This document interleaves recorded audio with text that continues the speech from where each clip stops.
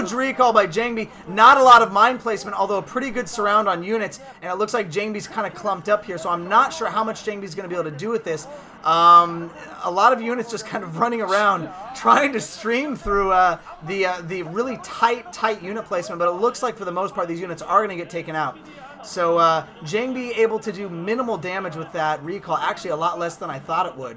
So actually a really good job at Barracks. But I was going to mention it was a game where essentially Reach got some incredible... Oh, whoa! Speaking of storms... Storming from standing 16 kills. Oh, man. That Templar was probably the veteran from the last attack because that was ridiculous. So I don't need to talk about Reach anymore, but Reach basically had some epic storms on a Flash that made it look like he was going to get in the game, but he still lost. But it was fun to listen to Colorus scream like a girl. So, but it was still Flash, unfortunately. Yeah, and it was still Flash, and Flash came back. Unfortunately, Barracks is not Flash, and possibly might not notice the shuttle sitting there.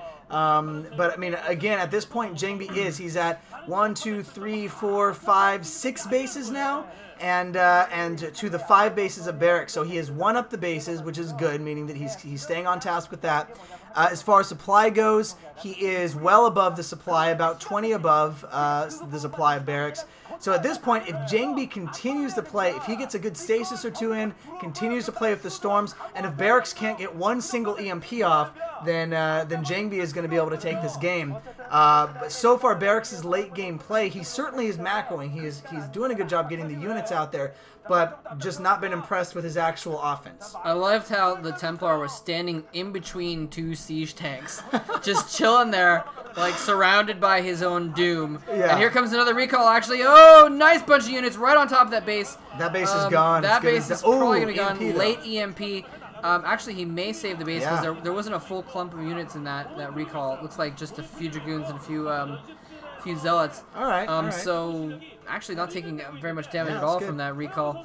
But when you're ahead on supply as a Protoss, is kind of what you want to do is, well, I was going to say that's what you want to do is just keep, trading bases. But Jangbi is now no longer ahead on supply with that recall. Right. The last batch of units out of Barracks' buildings has brought him to max. Right. And Jangbi is only at under 170. So this push could be his doom. Yeah, it could theoretically, because there's a lot of units moving out there, a lot of vultures, and I think this is going to be really, really bad for him. I don't know if he has a lot of zealots, a lot of dragoons, pretty much a good, pretty even army mixture going on here.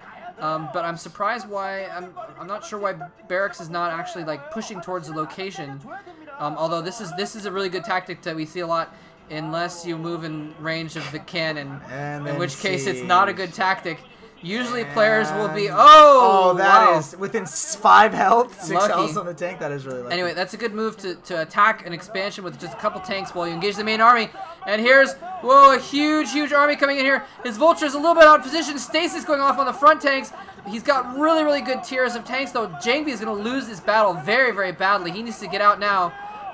He's going to cast some nice storms, but not nice enough, and he's going to have to retreat.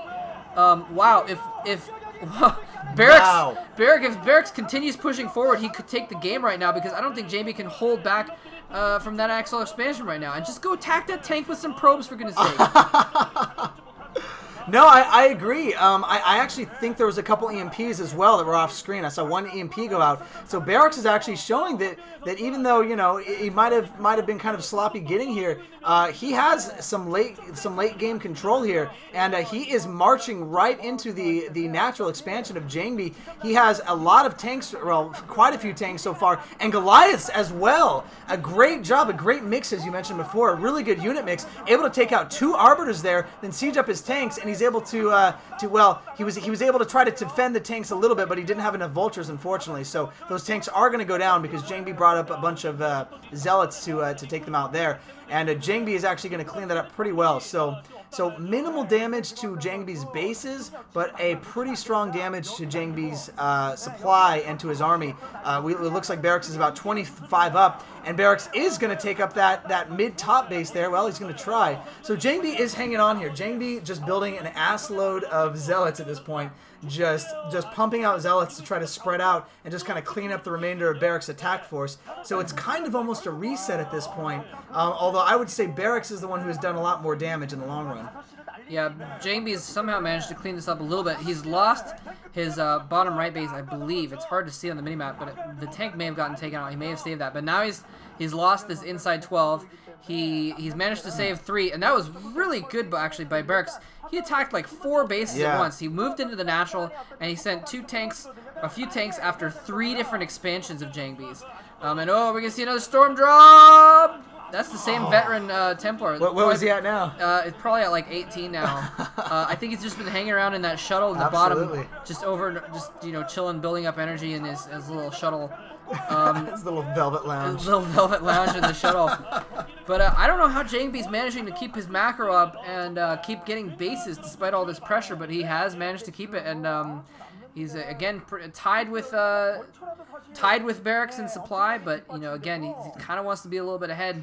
Although Barracks not too good on the tech units, he doesn't have many vessels out. He hasn't been EMPing consistently, whereas Jangbi's been getting halfway decent stasis off and some decent storms. And there's an EMP there, but he needs that for the Arbiter more than anything. You'll notice that that Barracks has a ton of money in the bank, and there was a point where Barracks had about 2,500.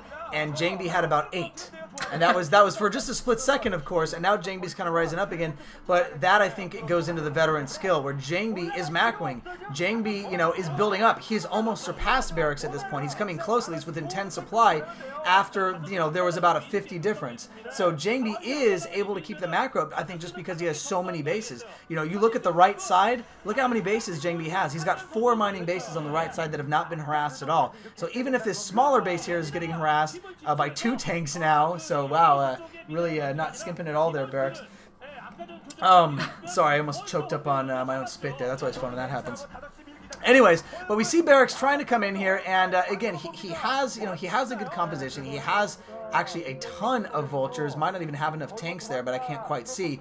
But both players are getting close to another maxed out army, and we're going to see probably another maxed out clash. But through this, though, slowly, Barracks is whittling away, and this base has absolutely nothing defending it. So, and if Jangbi does not see this, I would have assumed he saw it. I'm not sure if Barracks is just going to ignore that, I guess, and try to attack. Oh, he's going to attack both.